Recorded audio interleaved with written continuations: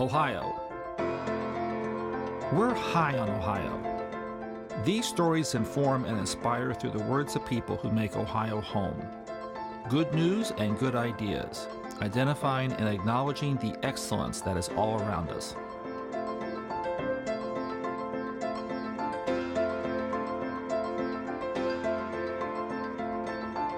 You brought up opportunity, and that implies the ability to move up the socioeconomic food chain. And a recent study's come out, and the three C's, Cincinnati, Columbus, and Cleveland, rank at the bottom of 50 major metropolitan areas in this country on the ability to move up the economic food chain here.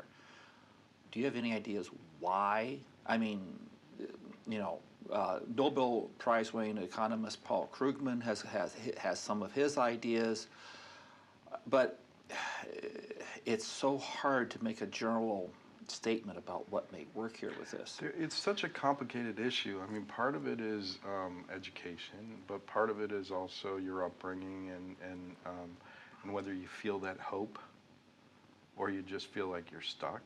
Okay. I did a project in East Cleveland about 10 years ago.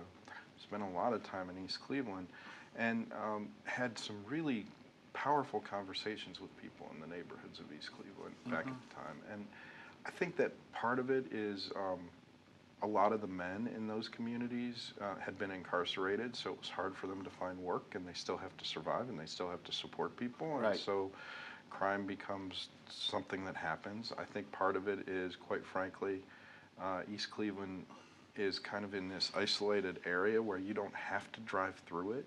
The rapid can go through it there. It's not really, there's no freeway that you have to exit to go into East Cleveland. So it's out of sight, out of mind. It's out of sight, out of mind for most of the public and for everybody else until something happens like a tragedy, and then all of a sudden we worry about the poverty. And that's what really concerns me. I mean, I almost wish that our suburban schools, as part of the money that the state gives you, would do some kind of program where people in suburban schools have to go out to urban areas and vice versa, and same with rural schools, and that they have to do some kind of cultural exchange. We do that with other countries, but we don't do that with Ohioans, and I think that there's a lack of understanding and a fear that you get based on that. I'm thinking of a Rotary Club now doing that as an exchange program. I think something I'll mention to the Rotary folks.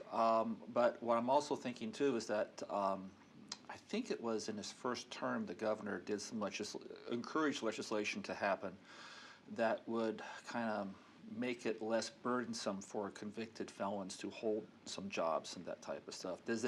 Was that a good first step? Does it need to go That was a great first step. I actually, applauded the governor at the time for doing it. I thought it was fantastic. I didn't know if my support of it was actually going to help it get passed. I missed that headline. Brian Rothenberg says nice things about Governor John Kasich. Yeah, but I think that that there are opportunities here. Yeah. But I also think that we can't just have the answers here, that we actually have to talk to people in these cities. Okay. And because of the unique position I'm in the progressive community, I've had to go into neighborhoods and rural areas that weren't necessarily the same as like where I grew up in Aurora, Ohio.